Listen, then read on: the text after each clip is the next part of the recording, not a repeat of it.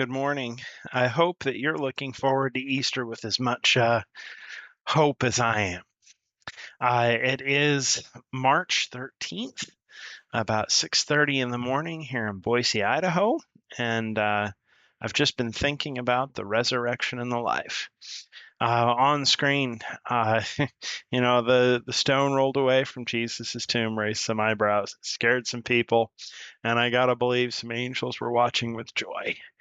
I certainly know it happened with the disciples. Looking at Acts 4, 1 through 4.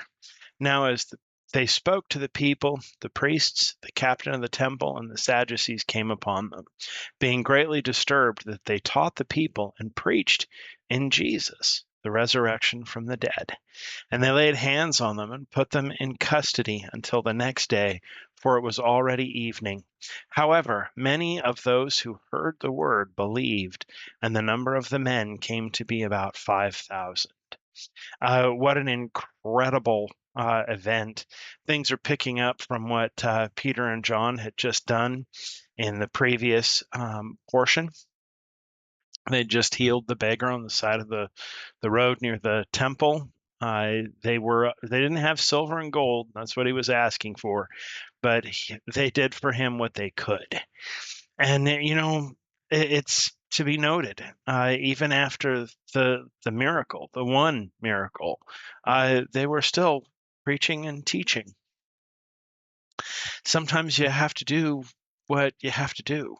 Peter and John were teaching and preaching. It was what Jesus called them to do. They weren't surprised at the things were happening.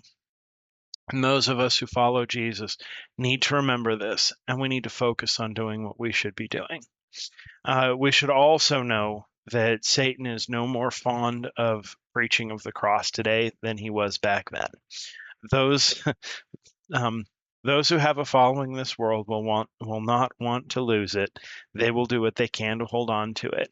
And when you teach people about Jesus, when you give them the freedom that the Lord has given through the gospel, people are concerned about it. People want others with a compulsion to follow, and Jesus breaks so many of those issues, so many of those things. So don't be surprised, just as the disciples did, you will run afoul of those people. If you are doing what Jesus wants you to do, you will eventually run afoul of the people who don't want you to do what Jesus wants you to do. Even if it's just Satan's unknowing servants in this world. The preaching of the cross is not a thing beloved of the enemy. He wants us stuck in fear, and Jesus gives us grace. We should know that. It's going to happen. Preach and teach, do what Jesus said, and expect it. It's going to happen. Also, in all of this, as the picture shows, remember the resurrection. It is the very heart of our faith. We die because of sin, but we live because of Jesus' sacrifice. It's easy to face an uncertain world with the certainty of Christ and the resurrection. I've had some very close loved ones go to be with the Lord, and I don't mourn their loss because they're not lost. I miss them. I really do. But I know I'm going to see them again. I don't fear death because Jesus has made a way. Because he lives, I know I will live. And when we teach and preach, we have to teach and preach Jesus. And in the heart of all of this, at the heart of it, is the resurrection. He died and rose again. He died so we don't have to. That we will know a time when this body ceases to function. Unless we're alive when the trumpet sounds, every single person who draws breath will stop drawing breath at some point. The kicker is we get to start again. The resurrection will take place. It's only a matter of time. Do you believe Jesus is still in the business of saving souls? He still has people preaching and teaching today. There are those who don't and won't, but he still gives the opportunity. If you are willing to trust him, you can have the liberty and the peace that comes from the one who conquered death. The day is going to come when he will sound the trumpet and we will all rise. Our generation may very well be alive to see what is commonly referred to as the rapture. We may not. We as the days go, I get a little older.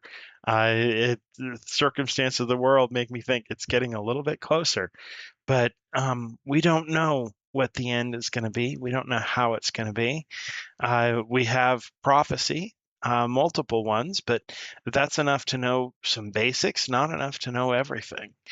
And we do know one of the basic truths that are out there, one of the basic things that we're going to get exposed to at some point. Those of us who trust Christ, we're going to see the resurrection. I'm going to see my loved ones again. Should the Lord tarry, I will get to meet my grandkids. And my great grandkids.